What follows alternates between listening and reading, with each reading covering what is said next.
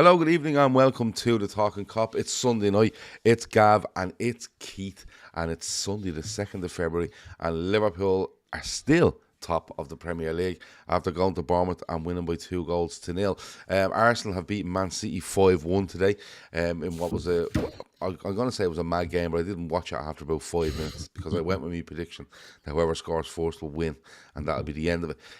Keith, how are we? Good. Yeah, good. No complaints. Liverpool, Gav, we've had a lot of talk about this. There's been a lot of banana skins in the makings, and this was sort of circled, certainly over the last few weeks, as a weekend where things can go tits up. But Liverpool just keep marching on and gives us something positive to talk about, which is good. A lot of people seem very, very positive about what's going on with Liverpool at the moment. We're going to get into the game yesterday. If you haven't watched our post-match reaction, you can do. Yesterday it was Matt, it was Ashley, and it was Kev, and you can watch it on YouTube or you can watch it on Spotify or listen wherever you get your podcasts. The game.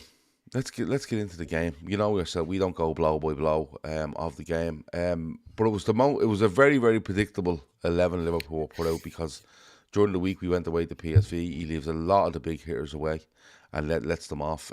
Cody Gakpo probably travels because he used to play with PSV. Yeah. But other than that, Robbo as well then is... Yeah. And other than that, it's a very, very easy team to pick. It's probably Robertson or Tsimikas. You're probably going, which one will he do? But it was just a team that was going to play, Keith. There was no if, whats, or maybes about it, was there? No, it was actually more interesting was probably the bench to see who sort of made the bench and who didn't make the bench, because you'd expect the starting line. But as you said there, Cody Gakpo probably gets brought over to PSV for the sentimental sort of his ex-team, goes over there, and then our two left-backs played, so we knew one of them, more than likely Robertson, would start this one. So yeah, no surprises, very predictable. And one thing that you take from it when you look at the team, it's a strong team. It's a really, really strong team that Liverpool have now got there. And it's a strong bench. It's a big squad. And whoever, unless you're making wholesale changes, if there's one or two changes to that, you don't mind. You feel like they've got a team that can go and do the business when they need to do it. And look, Bournemouth are on the back of two excellent performances and results recently. So Liverpool couldn't take this game lightly. We had to be strong. We had to be on it from the very start. And when you look at that lineup, yeah, you'd probably say that's, some people might think Jota over Diaz up front, but that's the lineup that Slot has settled on as his strongest lineup, and yeah, just went with it. Whether you agree on one or two positions, Robertson, Tsimikas, for example, or probably the only other one that'd be up for debate. But yeah, good lineup, and we had to be, because as I say, they're a good team, and they were in unbelievable form, hammering Nottingham Forest last week, who then went out and hammered Brighton, battering Newcastle up in St James's Park. Yeah. Not many teams will do that, So they were really, really good, Bournemouth, coming into this game, and I was just glad that we went out and treated them maybe with the respect that they deserved. Whereas we play other games, when we give teams too much respect, we treated Bournemouth with the respect they deserved. Yeah. Overall, look, a lot of times on the show on Sunday night, we talk about, we start at the end and we work our way back. I was really happy with that sort of win, right? Yeah. Now, we'd all love to go out every week and play teams off the park, win 2-0, no shots against us, get 4 or 5 good chances, take 2 of them, and we all walk away going, Jesus, that was amazing. I don't think Liverpool were amazing at the weekend. I don't think they were amazing. I think Bournemouth, yeah, I agree with you. I think they showed Bournemouth the respect they deserved. I think Bournemouth were unbeaten in 11 coming into this. Yeah. Club record, I think. Yeah, and I keep saying it, a lot of injuries, but they haven't really opened their mouth about it. They just gone and kept playing. And I suppose it's easy to go and keep playing if you're winning a lot of games and you're unbeaten. But a lot of teams do fall back onto that excuse, they're missing. They do, yeah. Evan Nielsen, the big striker, isn't there. Unal, the backup striker, isn't there. So Utara, who's probably been in and out winger, is now playing as a centre forward and looks absolutely lightning, you know. Yeah. So you're right to praise that, because a lot of teams fall back onto that. Oh, I'm missing this one, I'm missing that. What can you expect? Bournemouth have just got on with their business and just done what they needed to do. Yeah. It's a sort of win when I look at it and I think to myself, you know, a lot of people will be hesitant to say it, but it's a sort of performance that does win you titles. You know, you go away, you're against a side that are sixth, I think, in the league, somewhere around, it's around sixth, I think they are. They're flying high. Yes, they're missing players, but it's a tight ground. It's not the most intimidating place in the world, but it's tight, it's awkward.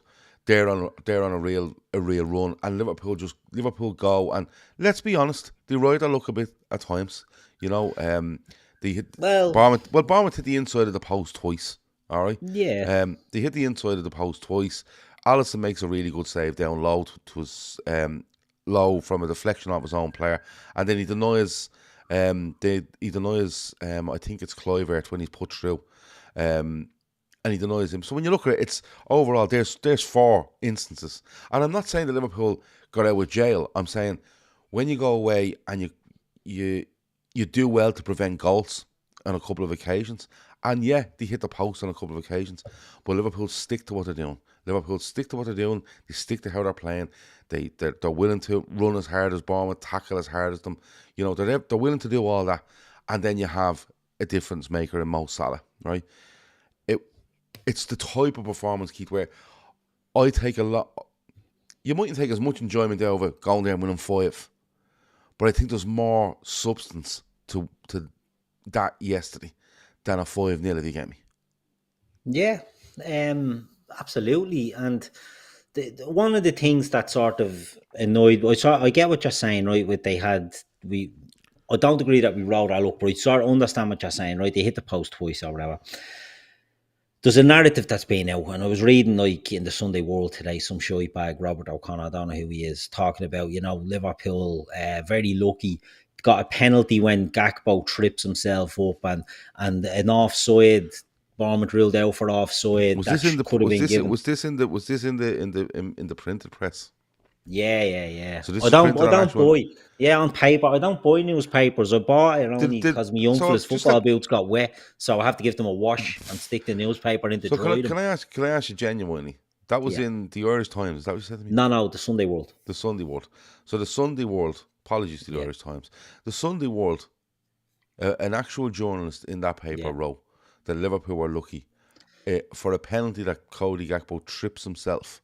He literally says that, it was a penalty that replays show that Cody Gakpo actually tripped himself up. So this fella has wrote this, I assume, probably last night, but still, there was fucking real-time, you know, clips of this that showed that it was a penalty. So, and what else did he say? An offside goal there? If Bournemouth have a goal ruled out for offside, that maybe wouldn't have been offside on another day. I mean, I don't know what's... Yeah, it would have been offside on every day. Offside is offside. Unless he's going back to about 5 years ago. Yeah. Not more. So he doesn't really have a point. No, he doesn't have a point. I mean, I've seen a clip as well of Andy Gray showing... Did you see that? Andy Gray zooming in and showing the contact on Gakpo by Cook. But he wasn't saying, it's a penalty. He was arguing that how can the ref see that in real time and give a penalty? And you're like, so it's the right fucking decision. Do you know what I mean? Like, every decision with Liverpool gets micro analysed, and you nearly have to defend correct decisions, unlike our friends in North London who seem to think every decision that's correct against them is a conspiracy. It's like you have to justify every single... People got a clean penalty essay, a clear-cut Stonewall penalty, and you're having to justify it, and you're having people saying, oh yeah, he does touch him, but how can the ref say it? How can the ref give it if he can't say it? And you're like, would you ever... Yeah, to be fair, I seen a clip from one guy, and I know we've gone into this, so let's stay here. There was a guy who done a video after the game yesterday. I think he might, I don't know what his name was, and he was like, ridiculous decision. Cody Gakpo clearly trips himself, blah blah blah, and Liverpool get it, and this is going on, and waffled out of him, right? And then made a video the following day going, do you know what? That was the right decision. It was the right decision. He actually does get clipped. In my defence, though, I watched it on. It was a 3 o'clock. The problem here, the words he uses, the problem here is it was a 3 o'clock game, and the angle we seen it from showed that Cody Gakpo clearly tripped himself. There's no angle on the planet that's showing you that Cody Gakpo clearly tripped himself. Because if you're going on about the angle that you're watching it from, and if you're saying it's clear from that angle, and then you're coming around going, well, the problem was the angle I had. Well, then he clearly didn't do it, mate. What you've done is you've looked at it and went, my eyes are absolutely deceiving me from that angle. It's not a clear cut penalty, but this is what you're hooking up against. Where were we? Yeah, the manner of the win. I don't think we can come off the pitch and say everyone was outstanding. No. I think there was a lot. I think it was a really good 7, 8 out of 10 from a lot of them. I think there was a couple of them that were poor. And when I say poor, I'm saying below the normal level, right? Luis Diaz, for me. I thought he was good. I thought he was. I thought he worked hard. He worked hard. Don't get me wrong. He worked hard, but I expect that all the time, Luis Diaz. Yeah, I suppose so. Like, I'm that's just saying the basics, isn't it? Yeah, I'm just saying. Getting into the game, I don't think he was there. I think Szoboszlai actually worked really fucking hard, but looked like he was all over the shop. But the hard work got him through. I thought Trent wasn't great. I don't think he was great. I think he looked very indecisive for me at times. When what's his name, Semenyo, got the ball. And in fairness, the one thing I will give you is I think if you get too close to this Semenyo fella, he'll burn you. But I think Trent he is really good. And I think Trent went too far the other way, where he went, I'm not going to go too tight, but he actually went and left him way too much room and too much time to advance into the box. But this is what good teams do, isn't it? He mightn't be on it. He mightn't be at 100%. He's having a bit of a weird one, but the other 8 will carry them through. This is what it's about now. Exactly. I'm trying to ask the question, actually. What I'm trying to ask you is, are we in a stage already where performances can go fuck themselves? Yeah, I think when you go over the Christmas period and performances, in my opinion, get in the bin, and it's just about getting results, and getting results puts you in the position that we're in now. Depending on the fixture, like last week against Ipswich, we got the performance, right? The opposition weren't good, but we got the performance to match the result. This game, Bournemouth are a really good side, and to go to their place, it's all about just getting the 3 points. No matter what way you get it, by hook or by crook, you come away from there with 3 points, and that's all that matters. If I had been a scuttery 1-0 where Bournemouth were robbed, I'd still be saying 3 points is 3 points is 3 points. But I think Liverpool done, I agree with you, a lot of 7 out of 10s and a few below that. I thought Diaz was okay on the day, but I agree, there's no end product, and I think he works hard, but as a centre forward, I don't know. Gakpo done okay. Salah, I'm going to say, done okay, and people will lash me out if he gets 2 goals. Done okay. McAllister was a little bit below par. He did just do okay. Yeah, but that's what I mean. He did they take the goals out. I know that's ridiculous because he scores an absolute bleeding cracker. Yesterday. He done well. He wasn't bad. He done well. Yeah. But he didn't, he wins the game for Liverpool. Obviously, he gets the 2 goals, so he's the difference maker, and you maybe give him extra points. But for the game, his all-round game, he done okay. He done well. Szoboszlai done okay. McAllister a little bit below par for me. I thought Robertson done well. I thought the centre-backs always did well. And I thought Trent was well below. I thought Alisson was back to his best. And what I liked was the use of the squad. And, Trent, for example, I didn't like Trent yesterday. He's been good in games, he's been bad in games. He was well off it yesterday. But what I liked was when Conor Bradley came in, who has looked shaky, in fairness, since he's come back. I thought he looked a bit more assured. I thought Curtis Jones came in and looked a bit more assured. I thought Alisson over the last 2 weeks has looked back to his best and was excellent in the game yesterday. So, Konate is another one who was rushed back from injury and is starting to look his best. So, they all done okay. without being outstanding. But you're playing a good team away from home. They have a hot hand as well, and you just if Liverpool can put in a performance of 7 out of 10s with the difference makers we have in that team, we'll always be there or thereabouts. So that's the way I seen it. Kev is saying there that he thought Kerkez done a good job on. I thought Kerkez was fucking brutal yesterday. I wasn't impressed with him at all. I like him. I like him as a player, and I don't know. I just wasn't impressed because he seems like a shithead. But I wasn't impressed with Kerkez really yesterday. I thought Bournemouth, we didn't let them play. People are making out that Liverpool were lucky and Bournemouth, deserved the win or deserved the draw. Liverpool were better all over the park and were better on all the stats and all the metrics and everything else, except for hitting the post. And they handled Bournemouth well. Bournemouth had a couple of chances there. Semenyo one that hits the post. It's more a snapshot out of nothing. The other one, Tavernier, whatever his name is. That miss was outrageous. But did you see the clip? I think Emma threw it into our chat when it was a carbon copy of the Man City. Absolute madness. If people haven't seen that, I'm sure it's online. Tavernier, the same player against Man City, the same shot, hits the same post, goes into the same spot, different player, but hits it over. Crazy. Kerkez. Yeah, I didn't think he was great. People are saying they thought he was good. I didn't think he was great. I have this thing on Kerkez. Don't get me wrong. Like Dennis says, Chris says Kerkez was good yesterday. Dennis says Kerkez was bang average. So listen, that's perfect because that means that there's different opinions on different things, and you see the game and so nobody's wrong, right? Nobody's wrong in this, right? I don't think he's the one Liverpool go for. No. And listen, I'm not going to sit here and say if they sign Kerkez, I'm going to go, that's a fucking disgrace because I decided, because I am the ultimate fucking decision maker here. And if he signs for Liverpool, I should sit and go, well, I've said all along we shouldn't have signed him. I'm not going to do that.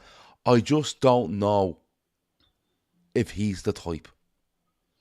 And what I mean by that is, I watch a lot. When I say I watch a lot of Liverpool, I watch all of Liverpool. But when I watch them playing, we seem to be way more reserved and a thinking man's game down our left hand side than our right hand side is. Now maybe that's the fact that Trent's there and it's a bit more swashbuckling. It's a bit more he's inside and we have to do something on the right hand side. I just look at our fullback and Robertson, and I think he looks a lot more reserved than what he's doing. I think this is why Robertson I think is struggling. I think Robertson's being asked to be a bit more reserved and, control the football, be patient, bum. And I don't think it suits him. I think Robertson would love nothing more than Slot to say to Gakpo or Diaz or whoever's out on the left-hand side, I want you to get inside. I want you to be a Mane type that is literally in the box as a second striker. And I want Robertson to bomb past and be a left winger. And that's not happening.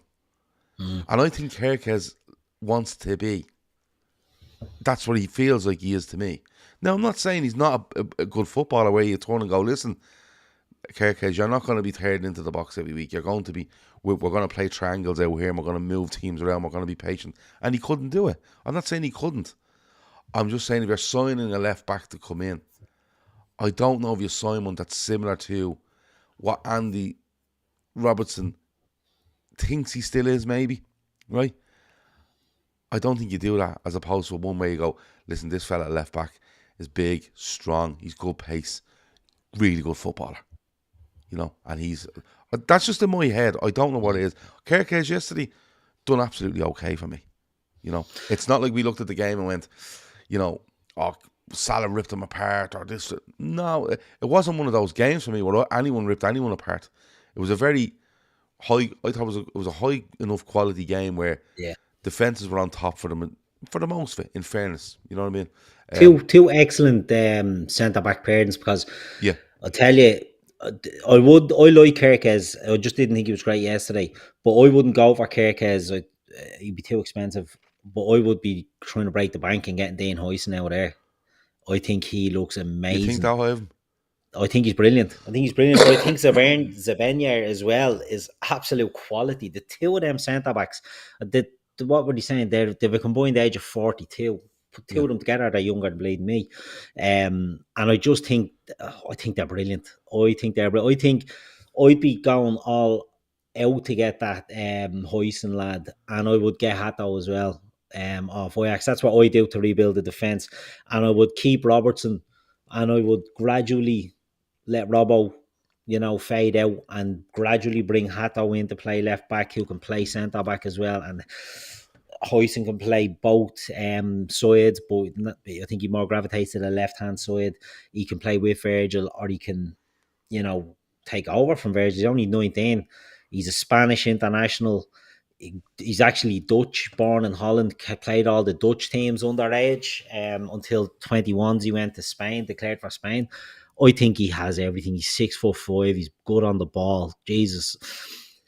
He's a player I would absolutely love to bring in. Kev saying no need to break the bank. Richard Hughes knows his buyout clause.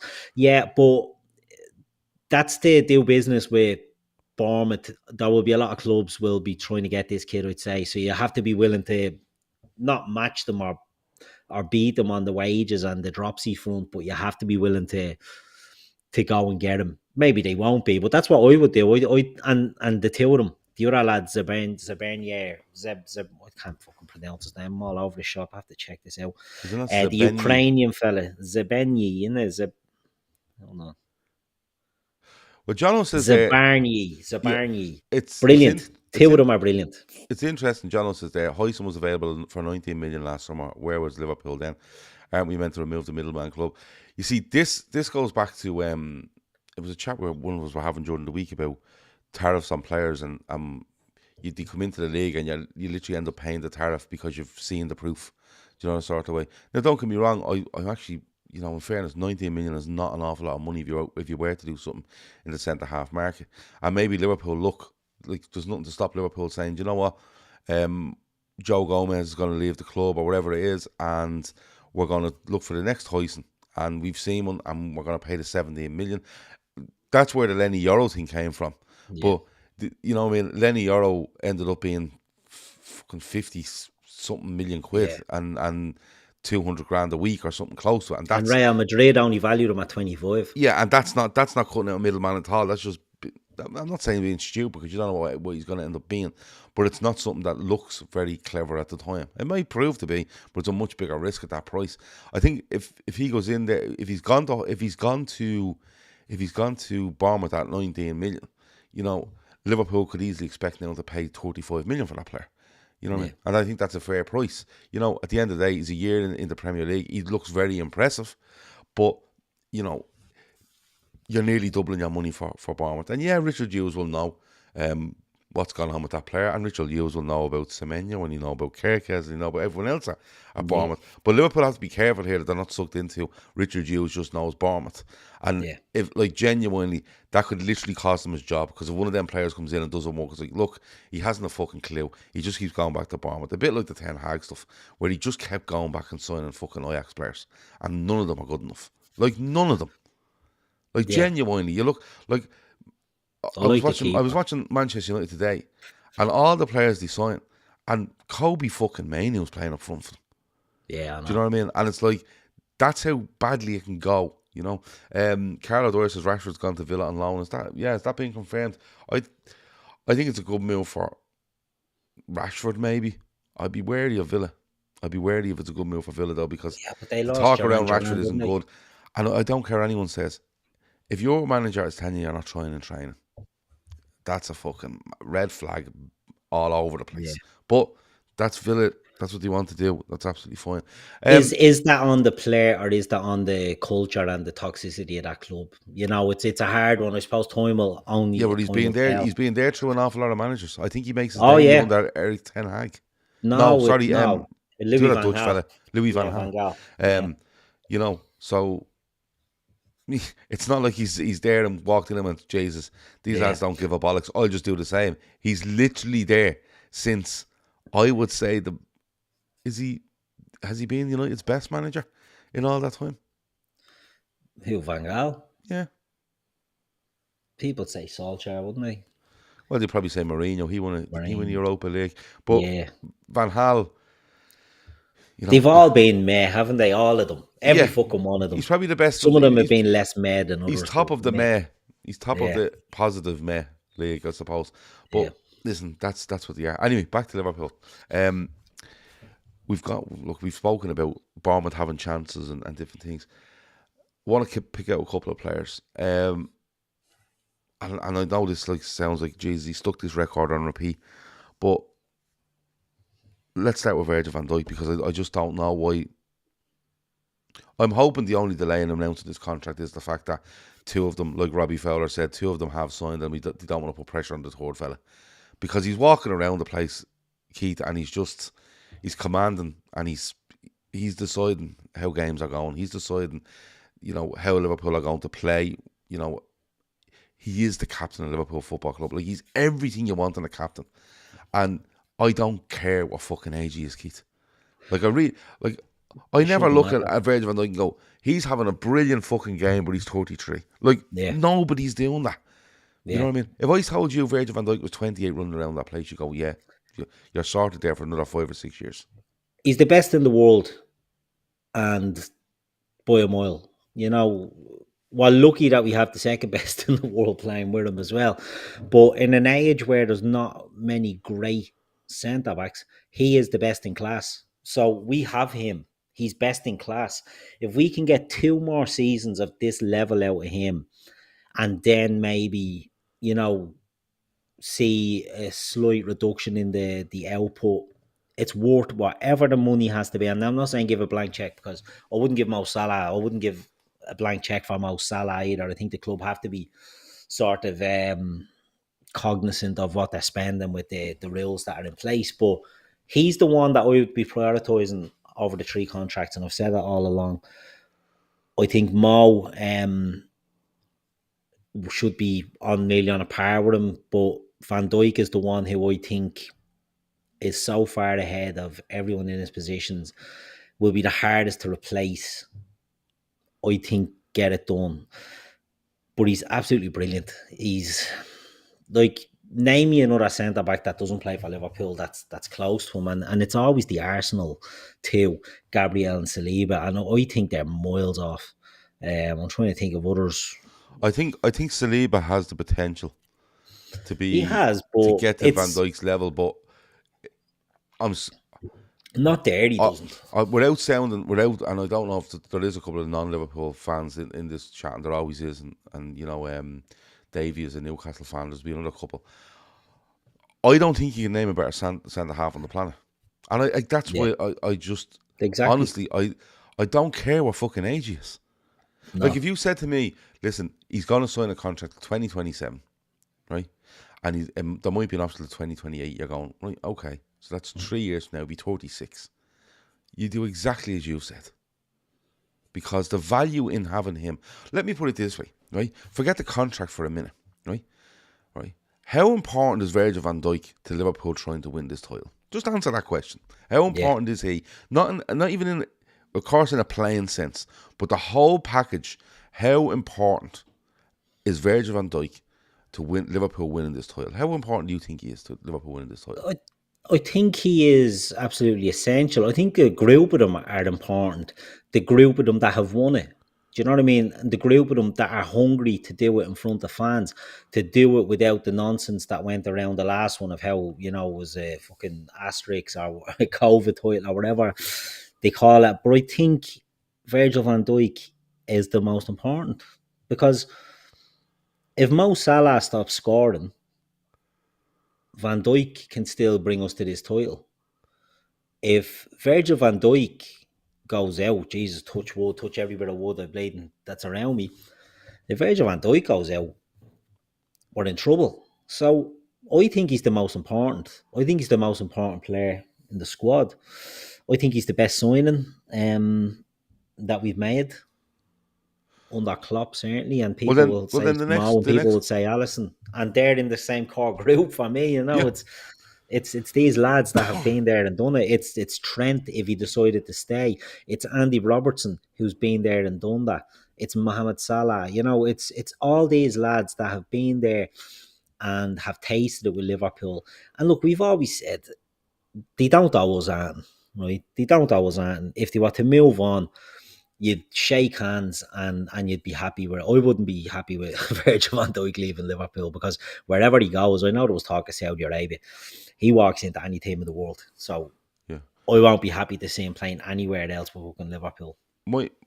I'm with you. I think he is the absolute most important member of this side with regards to winning the title. Like, if you told me tomorrow, Alisson's out, I'm okay with Kelleher. Yeah. Right? Now, don't get me wrong, I'm not saying he's as good as Alisson before anyone fucking starts, but I'm okay with him, right? Yeah. I'm okay with him. Robertson, I'm okay with Tsimikas. Trent, I'm actually all right with Bradley, right? Bradley is different to Trent yesterday, because Bradley decides, no, do you know what? I'm not gonna half go or stay well off this fella. I'm just gonna go right over beside him, and I'm gonna back myself to run with him. And he does that a couple of times yesterday. If you look at midfield, right? Midfield is a weird one, because I think there's a couple of players that are at a really, really, really high level, right? And you'd be kind of going, well, if he went out, what would you do? That it always comes back to my argument that you sign another midfielders that are really, really, really high level, and then you don't have to worry about that. But if you go to Salah, and Salah's out, Salah's the one where you go, fucking hell, But in fairness, we 5 or 6 forwards there that you were back to score enough goals, right? Salah is elite. The other thing for me on this is, we have a manager in place at the moment that is going for a league title, right?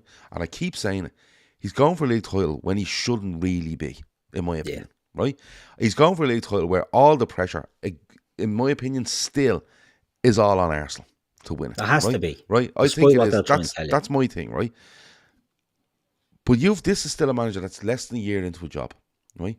He's 2/3 of a way through a season, that's more or less, right? There's a lot of work for this manager to do, right? A lot of that work is not only on the pitch, it's off the pitch. He likes the culture of Jurgen Klopp. He said he didn't change an awful lot from Jurgen Klopp, but there will be bits that he'll want to change. There'll be bits that he want to bring in. There'll be bits that he wants to take out. And Virgil van Dijk is so important to that.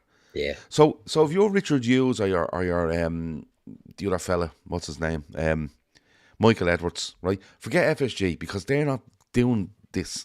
Yeah. These boys are there. They've hired lads. It is. Yes, the FSG are doing it. These boys are doing it on their behalf, right? Aside from a footballing point of view, they should be looking, go, listen, let's go and do Virgil van Dijk. What are the reasons? Well, here's the reasons. If you want to replace to that standard, there probably is not that immediate standard out there. And if you went to sign William Saliba tomorrow, you're paying 100 million quid. Because that's the market, and that's how high he's rated. So that's the first reason. The second reason, he's the captain of the football club, and he's more or less been a massive leader in this team for the last 7 years it is now since he signed, isn't it? Yeah, right? So that's that, right? You have that. And then you look and you say, and then you have the manager, who are trying our best to bring in. He's doing a brilliant job. We don't want to rock the boat. We want to make this as smooth as possible. And that integration, or that takeover, takes about a year to see its full fruition. So we want to make sure in a year's time, regardless of what happens in this league, whether you win or you don't, we want to make sure that this is smooth as anything and give them even more of a chance in the second season. What's the best thing to do? The best thing to do is make sure Virgil van Dijk is there. Because if he wants to change things to make something different or keep it the same or up a level, you go to Virgil van Dijk, because he commands that respect amongst everyone in the club to say, listen, the boss said this, I'm bringing it to you, and this is what we're going to do, and people will listen. There's another reason. There's so many factors to why you go and you sort this guy out. Now, I kind of scoffed a little bit at Robbie Fowler's thing a couple of weeks ago, where I went, it's too signed, don't want to put this pressure on the third. But I'm actually coming around to that, right? And the reason I'm coming around to it is because the more and more I look at the coverage that it's getting, the more and more it feels like he might be right. Okay? And the fact, the makeup of who the third player is, he's a local lad, he's younger, they don't want to, be piling the pressure on the Trent. Do you know what I mean? Like, it's Mo and it's Virgil that's saying it's signed, and it's Trent who's undecided. So, yeah, they don't want to, there could be something in it. It could be wishful thinking. I thought we'd have had deals done by now. I thought we'd have had announcements. I still think Van Dijk and Salah will sign the deals. I still think Trent is out the gap. But there's nothing getting announced. And I know someone, I just seen the comment a minute ago about Liverpool have always been about succession, and you have to have a succession plan. To lose them three in one window, it's very hard But to this is have a what I'm saying. succession plan for that. But this is what I'm saying. I Like, think your right back, that's not really a right back. You can probably say, right, we can get a succession plan for him. but if you, Your but goal scorer, we'll always get goal scorers. Your centre back and your captain, like, very hard to replace three of them in one window. yeah, and not even that, like, not even on the pitch. Like, if you said Virgil van Dijk was going to be missed for the next 6 league games, you're looking at the options of being Kwanzaa, who's had a very, very much a learning curve season for me, right? Yeah. You have Gomez, who's only coming back from injury, and you possibly Endo, right? Which is like your break glass emergency fucking thing, right? That's why he's so important. But Virgil van Dijk to me comes across to me, and I could be talking nonsense here, but he comes across to me as the sort of fella that would put the football club before himself. That's the way he is.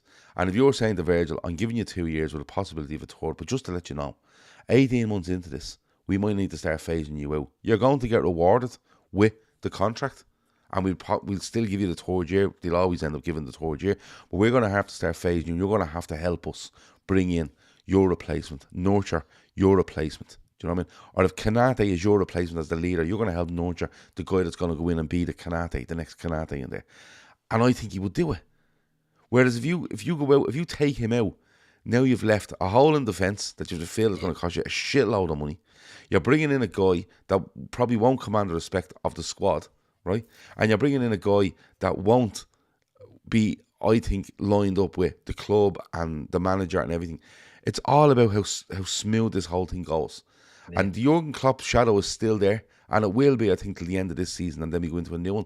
And there's no better man to have there than Virgil van Dijk. That's where I think he is. That's why I wanted to talk about him, because it's actually really fucking starting to annoy me now. And I get the whole thing, we don't want to put pressure on this, we don't want to put pressure on that. But at some stage, I think we have to turn around and go, enough's enough. Yeah, what's happening here? Because as I just said, Hoyson would be a player who'd be all over, but he's 19 years old. You can't expect to replace Virgil van Dijk with a 19-year-old based on the fact that I think Ibu Konate he's the next taxi off the rank as the best centre-back in the world. But he does have injury and fitness issues. Joe Gomez has fitness and injury issues. And Jarell Kwanzaa this season has looked like his confidence is taking a bit of a battering. Now, I'm not going to write Jarell Kwanzaa off, but he's a player that, maybe last year came in and does well.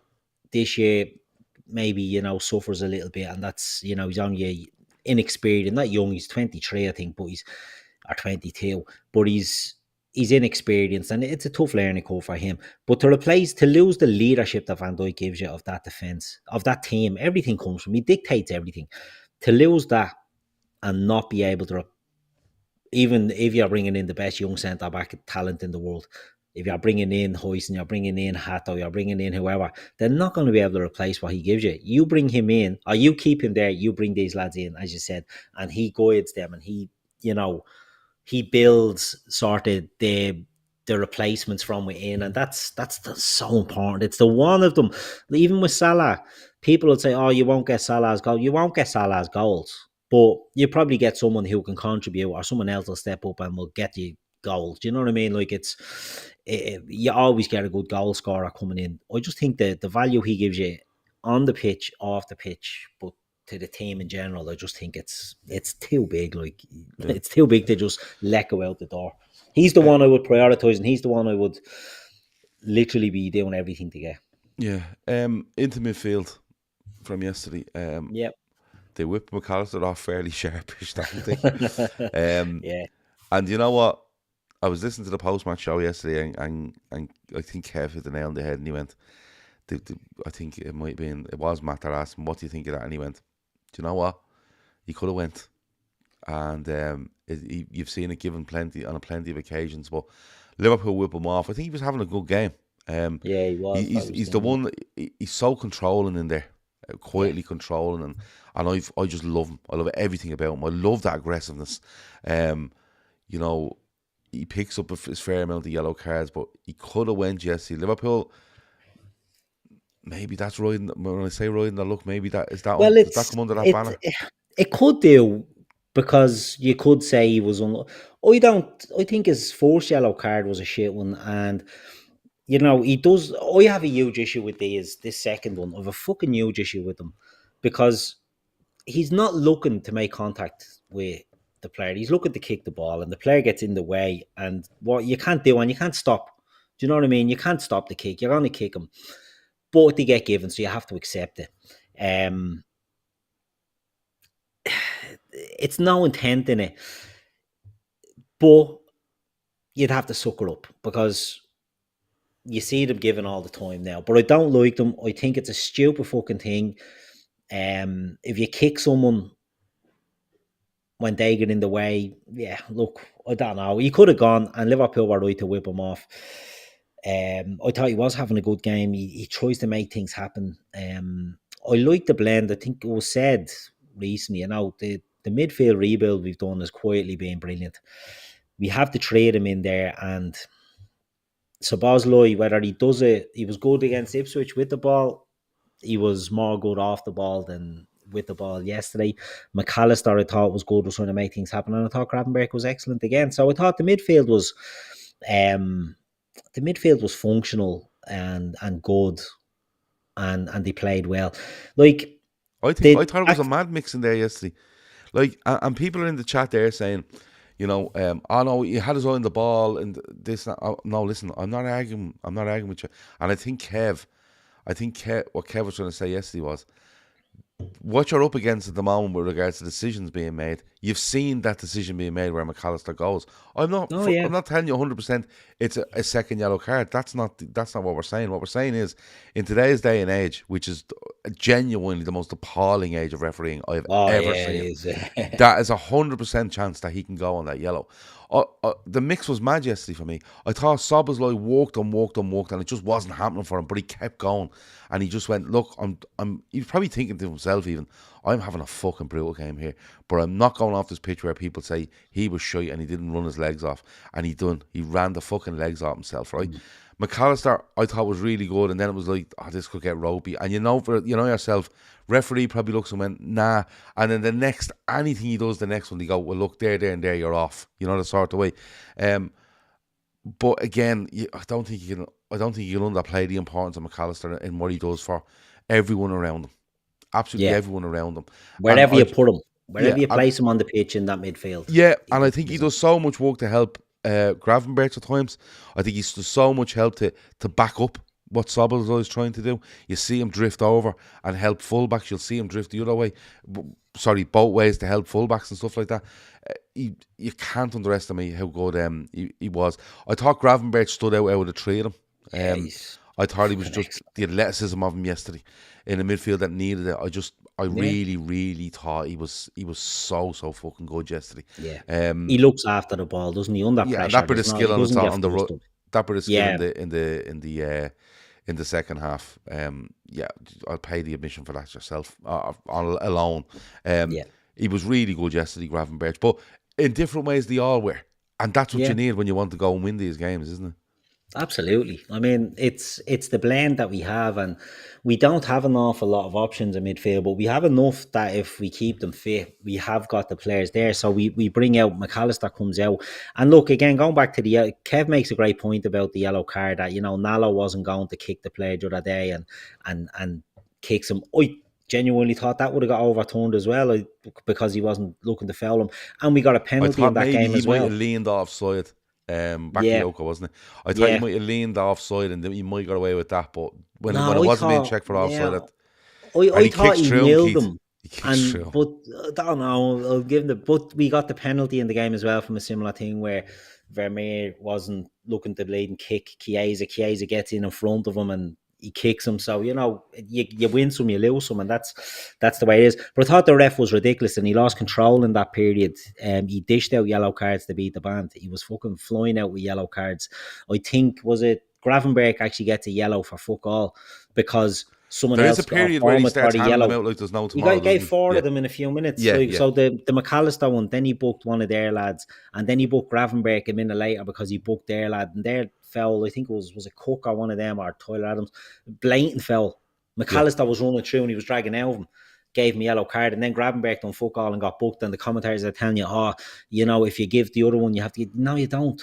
It wasn't a yellow card. You don't fuck all. Do you know what I mean? It does your head in. But the refs tend to lose control of the games, and they start throwing it out. So I don't think McAllister deserved to be sent off yesterday, but if he had have been, we probably would have just had to sucker up and said, right, look, it is what it is. If he gets sent off yesterday, you go, you argue over it, but then in the cold light of day, you say, this is the arena we're playing in now.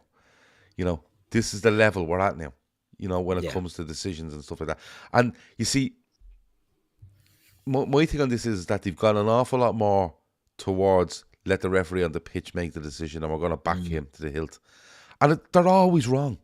Yeah. Whatever directive they have, they always get it wrong. I've no problem with let a ref make a decision and then let us have a look at it and back him up or not.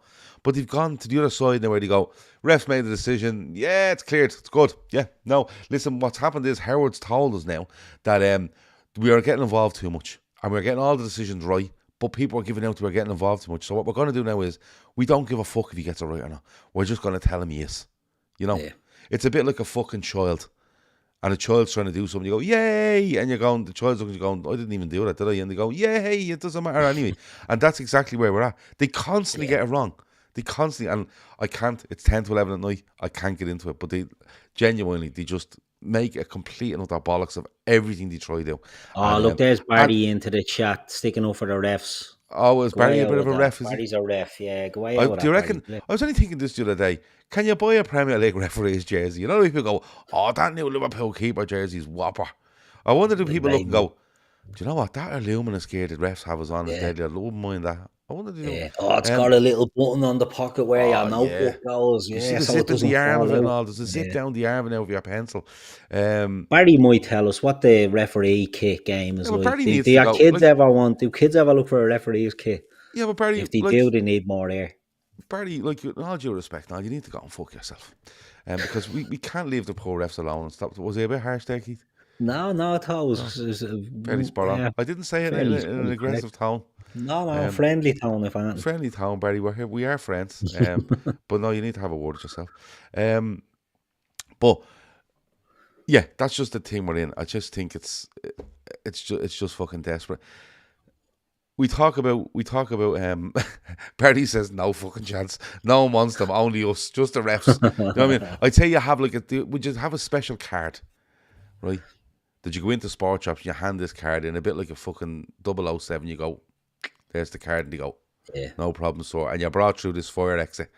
And next of all, it's just a small room at the back with a load of refs gear in it, and they go, listen, do us a favour. Pick what you want, put it in the bag, and we're up the counter.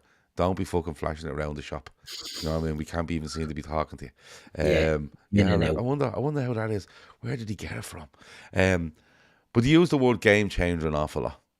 And we possibly have run our superlative from Mo Salah. He's gone above Frank Lampard now in the all-time Premier League scorers. He's about 6 off Aguero, which is bananas. Unbelievable. Aguero and Andy Cole and all that. Yeah, he's approaching the two of them. I think we'd be left then with Rooney. Rooney's a good bit ahead, I think. He's about 20 goals. Rooney, Kane and Shearer. He's 78 goals off Shearer or something, like, isn't it? So 80 something goals off Shearer. 3-year deal. He catches him. You never know. But we've talked about the penalty earlier. We know it's a penalty. Cook knows it's a penalty. Right? That's it. The body language. Yeah, the body language of him is, and apparently there's a clip of him going around where he's standing talking to the other defender and says, "Yeah, it's a penalty." But and I'm not too sure. I'm not a great lip reader, but when I looked at it, I went, "Is he saying that?" I don't think so. Well, I don't know. But his face told you everything. Yeah, Salah just smashes that penalty away. My favourite thing of the weekend though is the video from the Bournemouth fan. Have you seen this? He's sitting behind the goal. Oh, on the second goal. Yeah. And the second goal comes, he goes, "Oh, he's going to do that finesse thing." And he just puts it in the corner.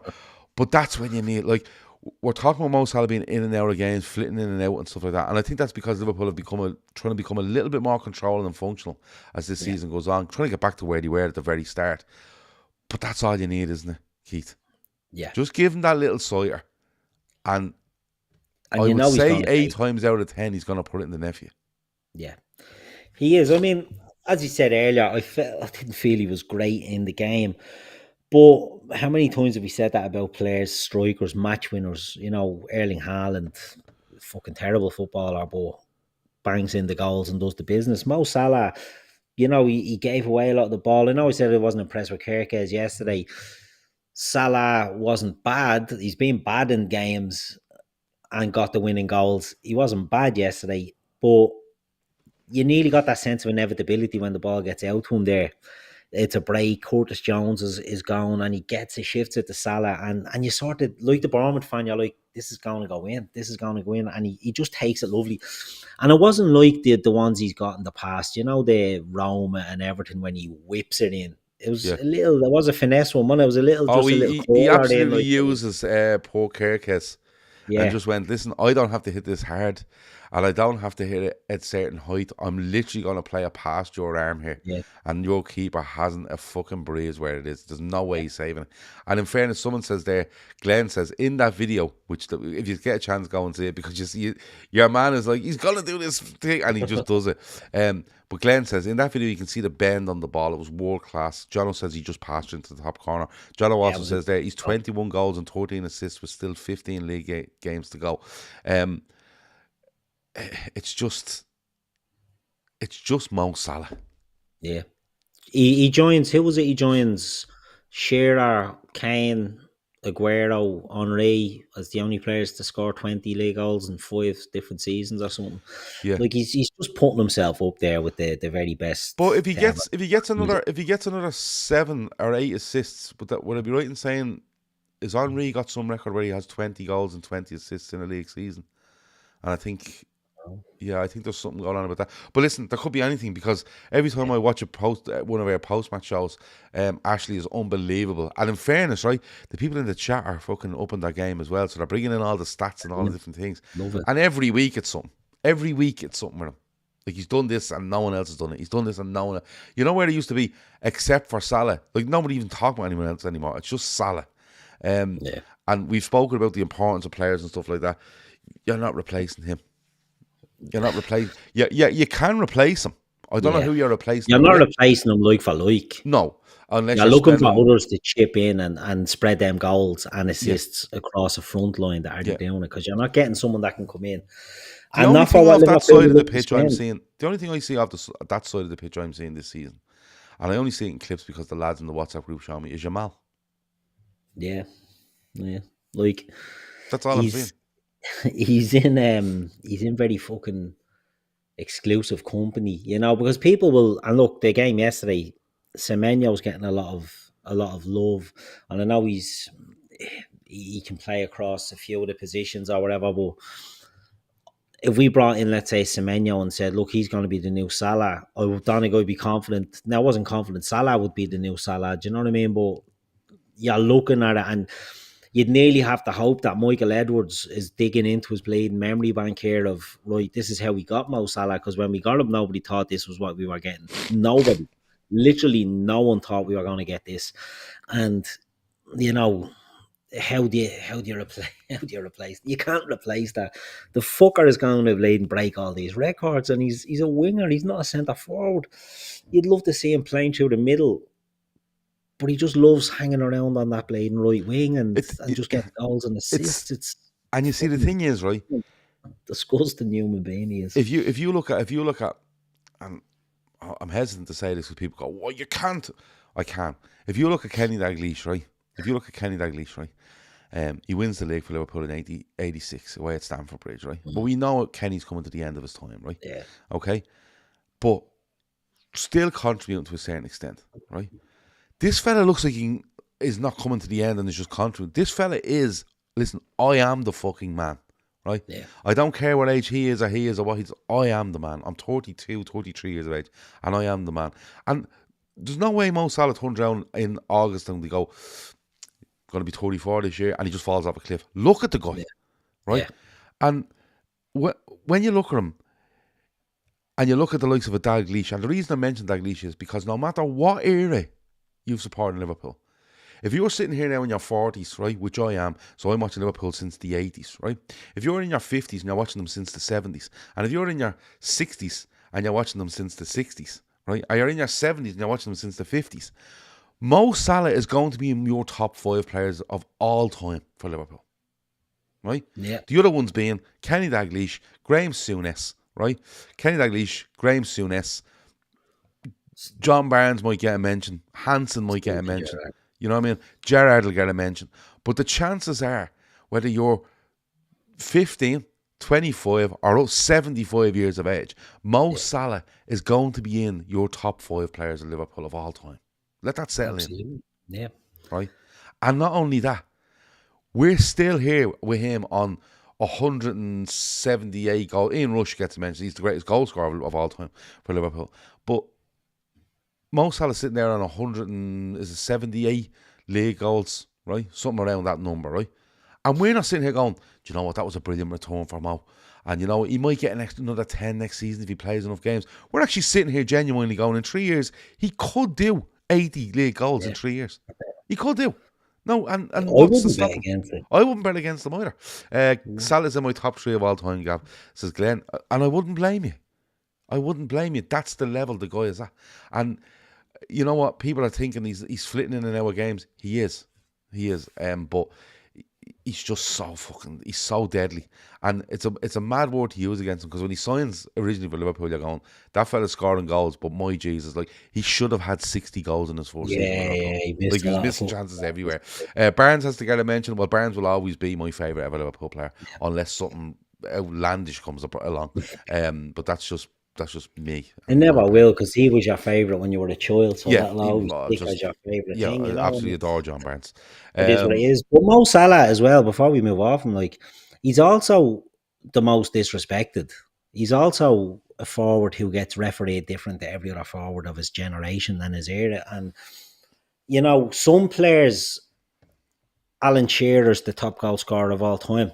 Very favourably refereed as well, by the way, because if you fucking touched him, he was getting frees and penalties. He could kick fellas in the face and not get blamed punished or that. And so other players have, and not just Shearer, other players have been refereed maybe fairly, you might say. Some of them have been. Mo Salah hasn't been refereed fairly. Mo Salah gets played dragged out of and gets upended every game. He did actually get a freebie yesterday for being dragged out. Yeah. Which I think it was my boy Huyson that dragged out of him. Yeah. It was he doesn't get the same treatment. He gets dragged and he gets pushed and he gets kicked because someone decided he was a diver and he's not a diver. Someone decided he was a diver, so all of a sudden now he doesn't get decisions. So he's done this on the backdrop of being kicked from pillar to post and not being protected as a right winger, and he's still getting them numbers. I mean, he'll only ever be appreciated when he leaves Liverpool by the masses, not by Liverpool fans, by the masses. He'll only ever be appreciated after that. And then they'll accept what he is. Because in my opinion, Wayne Rooney's the best forward in the Premier League. Wayne Rooney's the all-rounder, goals, assists, better than Henry, in my opinion. Mo Salah be better. Yeah. Mo Salah signs an extension of Liverpool, he'll end up as the best. And I think you're right. I think Liverpool fans do appreciate him. Like, I just look at him every week and go, that's a fucking joke, you know. And I think of all the great goals he scored. And every so often, something will pop up on it might be your Instagram or some sort of social media, and go, here's fucking all of Mo Salah's goals from 2018. You're like, oh, remember that one? Jeez, remember that one? And it is a case of, I think, people will allow their minds to free up if and when he leaves Liverpool, hopefully not for another couple of years, where people that don't support Liverpool or, support other clubs, where they go, in fairness, well, look at this fella. A bit like Henry. When Henry was at Arsenal, people were like, oh, everyone hated Arsenal because they were really good at the fucking time, in fairness to them. And when he leaves, people are like, oh, but remember Henry? Look at him. He was a joke. And I think it will be. I think it will be one of those where when he's gone, not Liverpool fans, I think fans of other clubs will look and go, he was just a joke. Like, I'm the same. Don't get me wrong. I'm guilty of it. I fucking hated Virgil van Dijk, right, with a passion. But I still think he's up there as one of the best strikers that the Premier League's ever seen. Because he was fucking unbelievable in the amount of goals he could score. And that was only after he left. When he went to Real Madrid and you kind of went, do you know what? He was good at United, wasn't he? And that's just natural. It's a tribalism thing, and we're all guilty of it. Yeah, absolutely. What did I want to say to you? Look, the win is done. Everyone seems to be fit, which is a huge thing. Joe Gomez is due back. People were asking where Chiesa was. he plays 90 minutes against PSV during the week, and I wasn't too surprised to not see him in the squad. No. They're definitely working with him to make sure he's primed and he's ready and stuff like that, and that's okay. Davey says the 3-3 draw at St James's Park, Salah was clapped off the pitch by Newcastle fans. I'd say he's been clapped off a fair amount of fucking pitches, opposition pitches. I'd say a lot of them, they reluctantly, will acknowledge that he's brilliant, but he just won't get the public adulation from the media and a lot of people that he deserves. Some fans will give it and some fans won't. Yeah. Real Talk says Salah defines this generation of the Premier League. I think that's a good show. It's a very good show. Yeah. Very good show. If generations are what, 10 years? Every 10 years is probably a generation, isn't it? In the Premier League, I think he absolutely defines that one. Glenn Boylan says, here's one. My wife is due on March the 20th. Whoever scores the last goal to win us the league this season, I'll use their name for my baby's middle name. Right. Whoever scores the So she's due on the 20th of March. The season won't be over by the 20th of March. No. But I'm presuming he's going to... Is she the first one, Glenn, or is she liable to go over here? Listen... I don't want to say too much here because you could probably go, it's probably their 7th, they're mad. Yeah. But so he's going to wait to christen the child till probably May sometime. Yeah. So he reckons the league will be won by then, right? I like your optimism. So we'll have a definitive. It's adding up. It's adding up. So what name are we hoping for here? Jono was straight in with Darwin. Chris Prosser going for Endo, yeah. Wataro. Federico. Yeah, Federico. Virgil will be cool as fuck. Yeah. Allison, you get battered in skill if it's Allison. Yeah. Fucking boycott you. So he says, for my baby's middle name, must know it's a boy. You know what I mean? Yeah. Because then Allison comes back onto the pitch. Then if it's a girl, Allison becomes if Allison scored, you see. Allison's got the greatest moment of the last decade by scoring a goal, so we can't rule her out. A stat came up actually when he was on the match yesterday, 300 and something appearances for Liverpool, 1 goal. So yes, what a goal. So we're presuming, Glenn, that you've found out that the baby is a boy, and the best of luck to yourself and your wife. Hope everything goes well. But we're presuming you can use the player's first name as a child's middle name. Yeah. What would you like to see, Keith? Just for the fucking crack now. Nothing Joe. If Joe Gomez. Yeah. In fairness, if Joe Gomez scores the goal to win us the league, I'm quite happy for Glenn Joker to be named Joe. Absolutely. But Mohammed could be in there. Mohammed, it'd be a hard ask, wouldn't it, Mohammed? It probably would, yeah. Walking into a Catholic church, we're presuming Glenn's a Catholic, and going, and what name have you given the child? Mohammed. And they're going, what? Not that there's nothing wrong with Mohammed, but I don't know if the Catholic church I'm at on the name. I'm just saying. Yeah.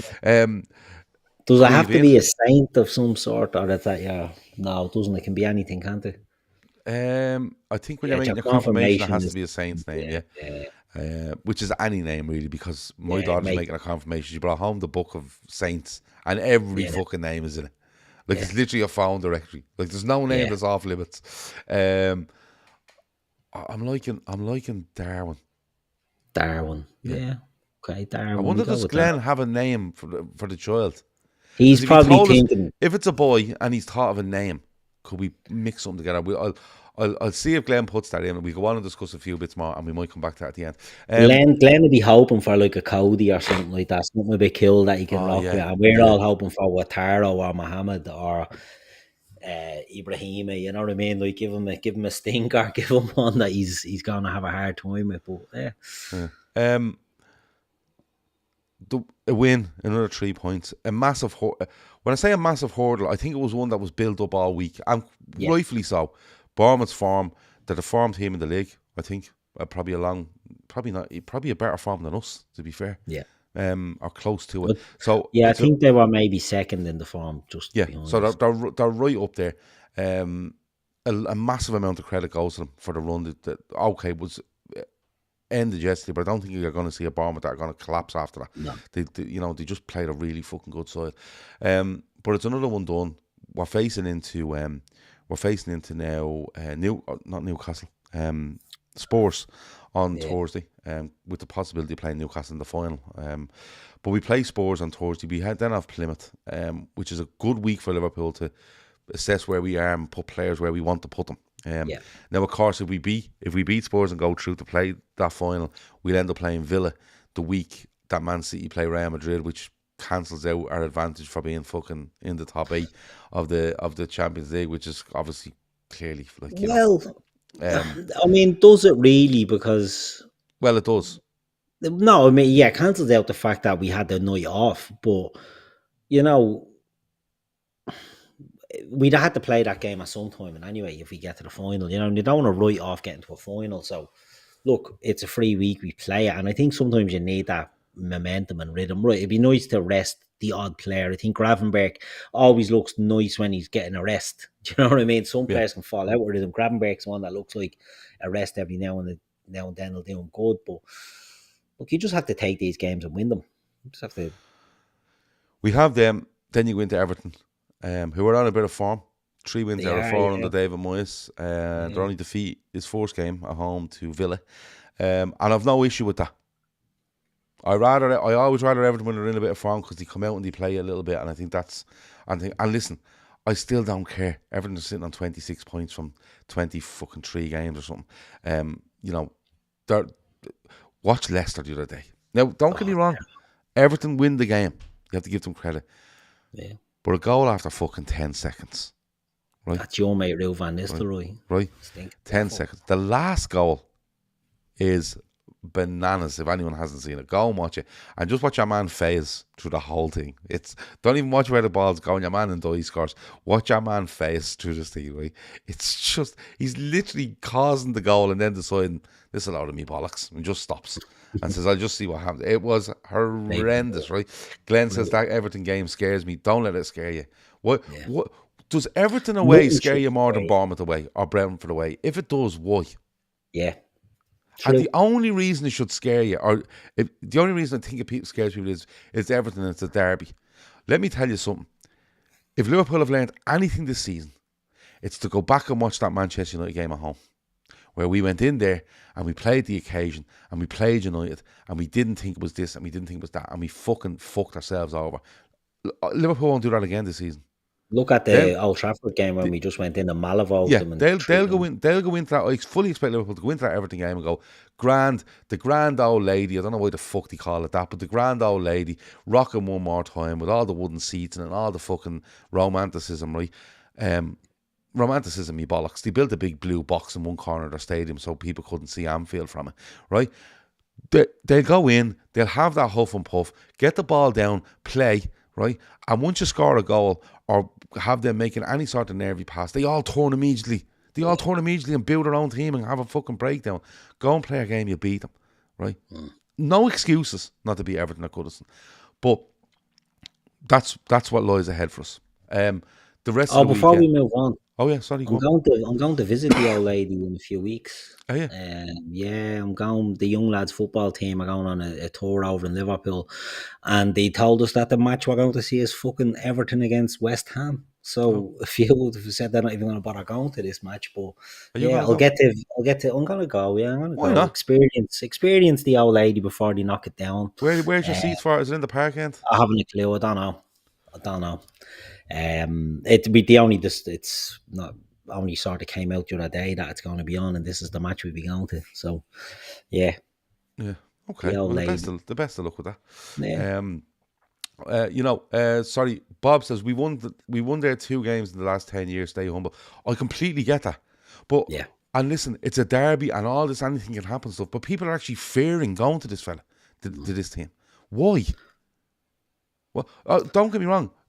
Go in, treat it with the respect it deserves. You know, treat it like any away league game. Go in and win the game. We've gone away to Brentford and we've beaten them. We've gone away to Bournemouth and we've beaten them. These are no better than these 2 sides. I promise you. They're nowhere near as good as these 2 sides. Right? And I get all the stuff around the atmosphere and the build up and the this and that and the other. Genuinely, if Liverpool haven't won there in the last 10 years, a couple of times because they've been following bigger things and went in there and went, not interested. Champions League finals and et cetera, right? honestly, if you go in there and all you need to do is win a corner, or all you need to do is for their keeper to slice one out into the fucking main stand, and their heads go. So Liverpool need to go in with the right one and go, boom, we're going in, we're winning the game. The rest of the weekend, we have to start with Arsenal Yeah. against City today. Look, you know, they pull it back to 6 points. We can go 9 clear, and we will go 9 clear if we beat Everton, because we play before Arsenal. We play that before we get into the weekend's games. Then that will clear up the game in hand. Although another one may come if we're in the League Cup final in about a month's time. Another one will come. I have to give credit to Arsenal, because I said before this game, who scores first will win this game. No doubt in my mind. And after about 100 seconds, I turned the game off. I said, that's the end of that game. Now, I know City equalised, but Arsenal went on to win 5. And they just played on what you should play on with City. Play on the mistakes they're going to make. Play on the how unsure they are. Play on the gaps they leave. And Arsenal done exactly that. City are fucking terrible, aren't they? When you look at the teams we played and battled with over the years, this isn't it. There's nothing about them. I think Guardiola always sort of was a 3-year cycle manager and moves on or tries something fresh because things go stale. And he's now got a squad that's all his main men are either 29, 30 or into their 30s. They all look absolutely banjaxed. And they've got a lot of young fellas that some of them they paid money for it. Some of them they brought into their favorite clubs. I think Savinho looks an awful player at the moment. He could become good, but he's not impressed me at all. You know, they just don't look a force. And in our WhatsApp group, a lot of the lads were saying they really fancied Arsenal. Didn't see, you know, yourself, you'd said it, you didn't see a way that City could beat Arsenal. The only thing I'll say, and I want to give Arsenal credit, is, you know, they had to go and win that game, and the pressure was piled on them because we got that win in Bournemouth. Because make no mistake, they're looking at that and thinking this is one Liverpool can slip up in, and we didn't. So they had to go and win that. And then again, you've got the narrative on the match I was watching. They was talking about, Liverpool's lead is reduced to 6, as if, you know, they've done anything. No, they've just kept par. They've not slipped further behind. Is all they've done. Do you know what I mean? So they just had to go out there and beat them. And they did. They beat them comfortably. But that was just to maintain par. We still go 9 points clear if we beat Everton. So we just have to worry about what we're doing. But it does put pressure. We've been in that position before when you play There's a second. focus Liverpool. Yeah. There's a focus Liverpool, especially for, you know, what they want to do in the next 2 games. I'm absolutely focused on, because going into the Everton game where Slot says to them, look, we've been brilliant. They're hanging on in there. It's a real case of there's a real swing here for me, right? And people would say Arsenal this and Arsenal that and whatever, and they're not good. There's a swing here for me where in reality, if we win that and we're 9 points clear, right? I think it's one bad defeat for Arsenal. I think the league is over. That's how close it is. But if we go out there and we lose that, and it's 6 points on the amount of games, that feels like a 6 point swing. It really does. Does that focus Liverpool for what they're going to do in the next couple of cup games going into our Everton one, which will be Wednesday week? Yeah, I think it has to. You know, I think we have the momentum here. We have the points on the board. We need to just concentrate and say, right, Arsenal aren't going away. I thought today could have been a draw, could have been more drop points for Arsenal. They won comfortably. Liverpool just have to go and say, right, against Spurs, they're not going to play kids. We know that. They're going to put in a strong team out to play that game. It won't be maybe the strongest team, but there'll probably only be a couple of changes from yesterday. Plymouth will be different. It'll be closer to the PSG or PSV team that we saw last week. And that rest players up. But you have to then go into that Everton game. And you're right, we don't have a great record in the last 10 years. And I think some of the things was Klopp was maybe treating them with a bit too much respect in games when we should have and could have battered them. But we just need to concentrate and focus. Liverpool need to stay focused. And that's how you do it. If you're too far ahead, you can get complacent. If they're too close to you, you can get jittery. It's a good gap. It's a good buffer that we have between Arsenal. And it's a buffer that's enough to say, right, we have to keep doing our business. We can't take our foot off the pedal here because they will capitalise. And they will capitalise if we let them. We've been very lucky in the sense that when we've dropped points, they've not been able to capitalise. The only time was when they beat Spurs. and then they threw that advantage away the following week. So, Arsenal are a good side for all the stick that we give them, for all the stick that we give Mikel Arteta, but they're not an invincible side like a Man City that in their prime, in the prime of Pep Guardiola, like that Liverpool Man City run a few years ago when a draw was the end of the world. I don't see Arsenal winning every game. I just don't see them being able to win every game to push us. And I just think Liverpool, if we just keep going and ticking off the games as we go, they run out of road. And that's what I think will happen. They run out of road. Like I said, the game was turned off very early for me because I just felt going into the game, if Arsenal scored first, they could sit in, and City were in midfield of Kovacic and that little rat, what's his name, Silva. No, what's his name, Bernardo Silva. Yeah. It's so open, just leaves you so many gaps. And I thought Arsenal would expose that. And in fairness, I looked it up tonight. Someone showed me a stat of the XG, and I'm not a fucking XG fan, but Gav, look, the calculations there at Arsenal had an XG of under 1. And scored 5 or something, which is mad. City were atrocious. Took their chances and stuff like that, but that's all you can do. Like if we went to the Etihad in a month's time, and City had a higher XG or more shots on us, and we went and won 4-1 there, you go, who gives a fuck? Yeah. You know what I mean? We made some decent chances. We had really good finishes, and they made some decent chances, and they didn't. And that's how a game goes. You know what I mean? But it is a big win for them. It is a big win for them. I think, again, I'm seeing people there telling me that Declan Rice is proclaiming that they're going to hunt Liverpool down and stuff like that. And fair enough. That's what you're meant to do. And that's what the pressure, again, is on them to do. Like, it's all on them. And people would say, no, we're ahead now. I'm telling you now, we're going along here and having a lovely time. And they seem to be, they know how much on the the edge of everything. everything. They do, and it only makes sense. If you reverse things around, and Liverpool had gone they did go 4 or 5 years, them and City battling, right? And then if you look at the last 2 seasons where Liverpool come back and they're just pipped, and then they're just pipped again, and then Rodri gets injured, and City are shy, and Arsenal are 9 points or 6 points clear, and Liverpool, if you swap positions, I can promise you the narrative would be, and Liverpool's season, this should have been Liverpool's season, and Arsenal are upsetting everything, and it's all in Liverpool to go and chase Arsenal down. And that's the way it would be.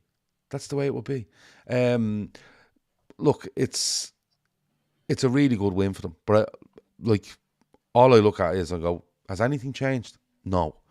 That's what I mean. They're a really good win, and it's kept them. Yeah. It's 7. It's 7. It's 7. It's 7 home games and 7 away for Arsenal. It's 8 home games and 7 away for us, I think. What's left? People are saying Arsenal have an easier run. There's nothing easy in this league. Bob says that there, Forest, Chelsea, United are going to be games to watch for Arsenal. Absolutely, and the same for us. We have Everton, Wolves, Newcastle, and City in our next 4. They're not going to be easy, but it's all about keeping your head. And people are saying, will it be still on? Will it be? How many points will be in it when it gets to Anfield and stuff like that? We don't know. But all Liverpool can do is continue doing what they're doing. They've lost 1 league game all season. From 23, they've lost 1. They've dropped a couple of silly points. So have Arsenal, and overall Liverpool have been the best side this season. Without. Will it stand at the end of the season? I'd be fairly confident it will. But strange things happens in football. But today, for me, I could only see one result when that goal went in. That was it. Glenn says February's a big month for both clubs. It is. Huge month. And it'll, like I said, if Liverpool win against Everton and go 9 clear, and somewhere in the next 3 games, Liverpool find themselves 11 or 12 clear, it's game over. But if Liverpool find themselves 6 or less clear after that next series of games, then it's game on. And bring it on. What do you want? You want this. You can't have a hand it here. You have to win. You have to earn them titles. You have to earn it. And Arsenal have to earn it. And if they want to win it, they have to catch Liverpool. Yeah. Simple as. The other thing I seen today was the Manchester United result. Garmack says, can we have a laugh at United now? Is that goalkeeper not allowed to jump?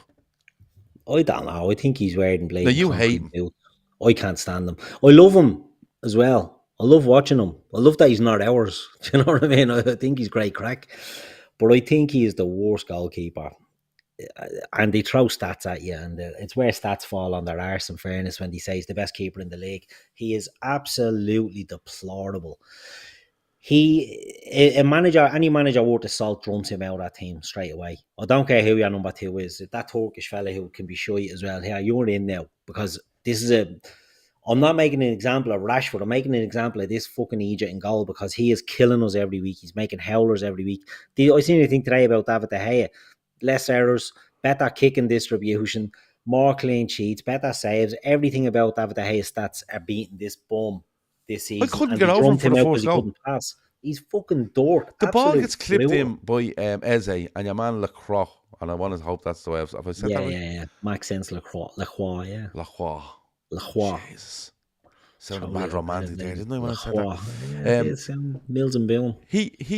He loops a header. I would say he doesn't drive, he does not a powerful header. He loops a header from about 15 yards out, would you say? Right? And Onana just backpedals and falls on the ground. Now, any keeper worth of salt there, he backpedals, jumps, puts his hand on it, touches it over the bar. We see it every week. Yeah. But is he allowed to jump? He chooses not to. It's a lifestyle choice. He's fucking desperate. They have a -6 goal difference now. And he's still 13th in the league. They're He just 14th in the cannot get league, out and at they are 14th. -6 goal difference. Veranda Cheese says, the league was handed to us during COVID, and now the PGMOL are handing us another title, according to the Arsenal fans. Funny enough now, we were talking about this in our Telegram group earlier.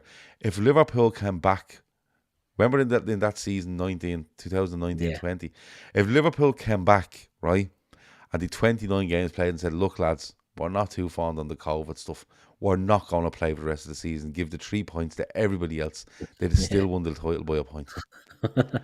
They'd 9 games left. Do you know what I mean? Like, they'd 9 games left. If Liverpool had come up and went, what's our first game back? Everton away, give them the 3 points. What's the next one? Palace at home.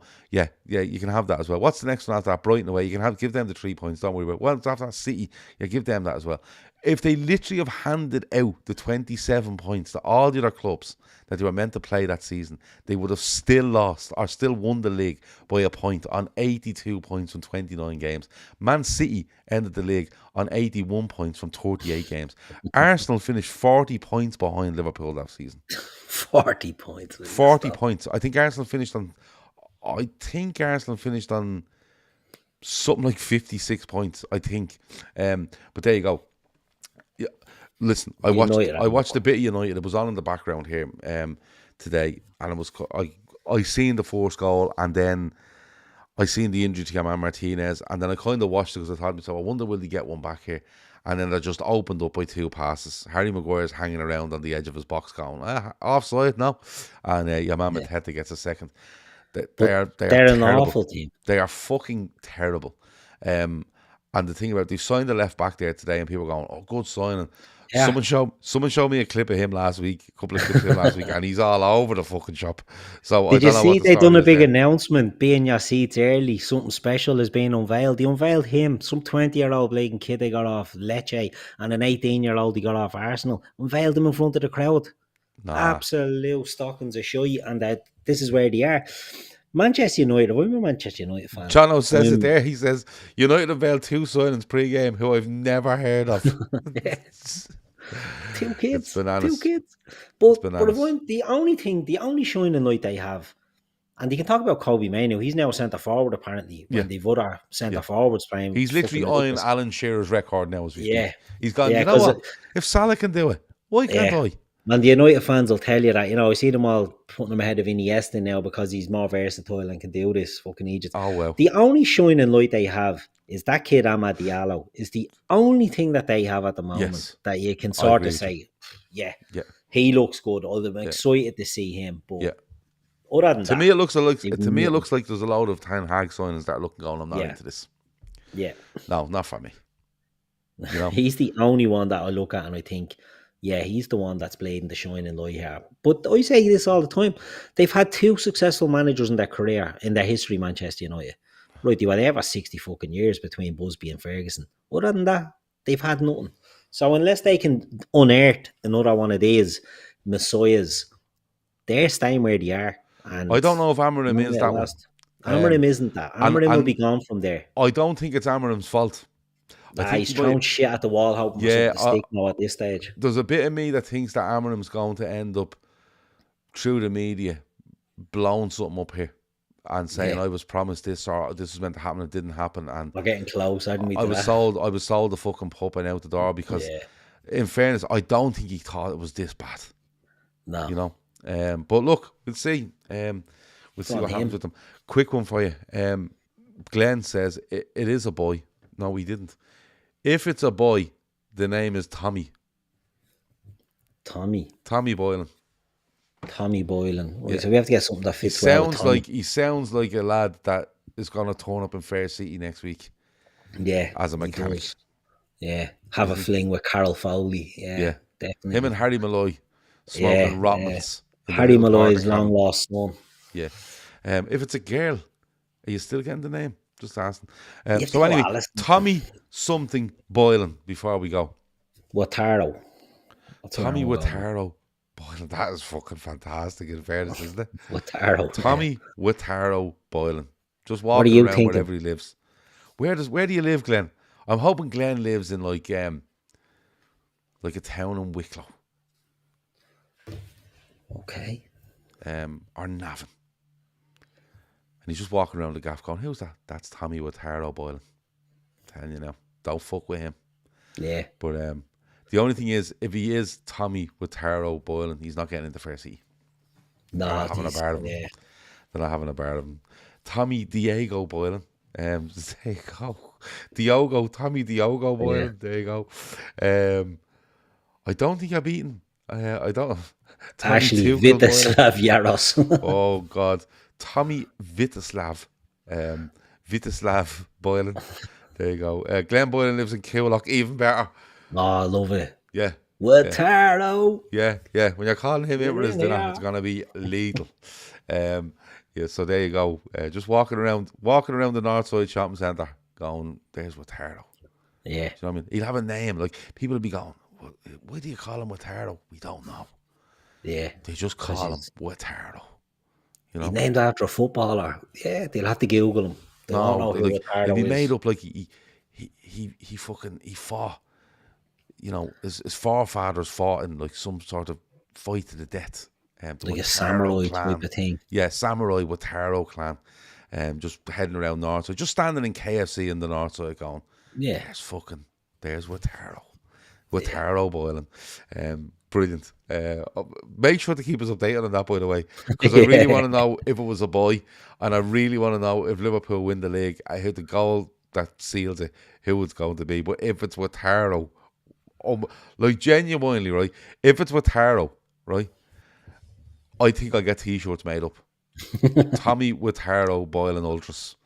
And we'll all just wear them for no fucking reason. I think it'd be brilliant. Yeah. There you go. Tommy Divock Boylan. You can't have Divock. You can't have him. But there you go. What if it's an OG that wins us the league? Could be anything. Tommy OG. Well, the OG stands for like original gangster now, doesn't it? Or something like Tommy that. Og. Yeah, that's it. Tommy Og. They'll think he's from Cork. like a country lad. Yeah, they think he's from Cork. And they'd be like, "What? Why is he called Tommy Og?" Halpin's like, when his man died, when he was conceived, the Sunday game was on when he was conceived. The Sunday game was on in the background. So there you go. No, we're only messing. Glenn and his missus weren't watching the Sunday game when the child was conceived. Well, not that we know of. And Glenn seems like he's good crack, so he'll take that well. It'll be absolutely fine. Anyway, anything else before we go? We're here in an hour and a half at Axon and Maggie. Yeah, no, all good. Like I said, big win for the Reds. Another one off the list. Let's keep it going. Many more to come. When is the transfer window close? I don't fucking know. Thought it was last week. It's still open. I thought it was Friday. It's the 2nd of late in February and the thing is still open. Is it open till tomorrow at 11? Yeah, I think it's open till tomorrow. Someone will throw it in there, but like tomorrow's the 3rd. I feel like it's I feel like it's 11 o'clock tomorrow night. Right. Yeah. Sam Tandy says it is tomorrow. So what we're going to have to do is, it's usually 11 o'clock. So we'll be back at 10 o'clock tomorrow night to chat the last hour of the transfer window. We always are on the end of the transfer window. Liverpool, nothing happens, but we always come back and chat, and we bring a couple of people on and they keep us updated. When I say a couple of people, it'll definitely be Ashley, because she's just dedicated to keeping you updated on stuff. Where all of us go, who? Yeah, man, did he? And where Ashley goes, listen, I have all the facts, relax. Yeah, Ashley and Kev are the ones for this sort of stuff, aren't they? It'll be me, Ashley, and Kev tomorrow night. I'll be there know drinking. their stuff. Yeah, I'll be drinking there going, I thought he played for Middlesbrough, and he doesn't. He just doesn't. So that's where it's going to be tomorrow night. Tomorrow, though, during the day, for members, we might pop on and do a member show where we just do 30, 40, possibly 50 minutes talking about how our weekends went, having a cup of tea. It is called the 30. We'll do that. And then for the rest of the week, we'll be bringing you, previews of sports, reactions to sports. We'll be bringing you member shows where we're throwing stuff in Room 101. The member shows is all about the members. What do you want to talk about? It can be Room 101. It can be just what you done that day, anything you want to give out about. It's not always football, but it's fucking great crack. And I do try my best to bring people on with me so we can bounce off each other. But if you're thinking of being a member, go and do it. $3.99 a month. Try it for 1 month. If you don't like it, tell us to fuck off. We've no issue. We've thick skinned. We don't care.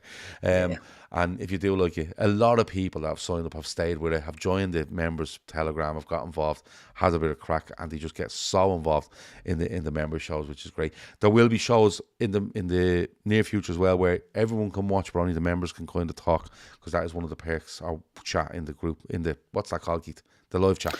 That is one of the perks of being a member as well. But it's been a really good show. I think me and Keith have done a great job. Someone asked where are the lads this week. None of your business. Yeah. I think is the answer there. That's the stock answer.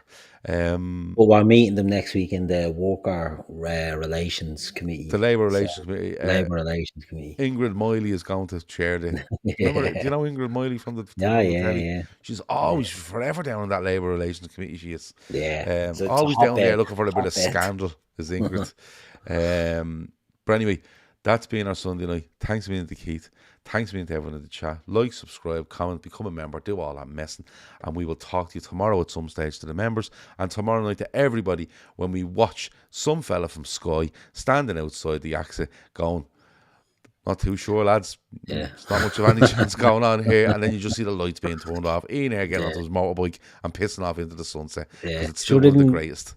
Didn't Richard Hughes fuck off on holidays? His annual leave yesterday or something. So we're golden. Yeah. Don't worry about Ravinia. You don't need to rock up to the exit this time. Yeah, there you go. Speak against open-faced sandwiches and Gar will call you a dictator. Well, an open-faced sandwich isn't a sandwich. This came up during the week. It's genuinely not a sandwich. So an open-faced sandwich is just something on a slice of bread. A sandwich has to have 2 pieces of bread. We all know this, but that's the sort of nonsense that goes on. That's been it. I promise. Talk to you in a bit. Over and out.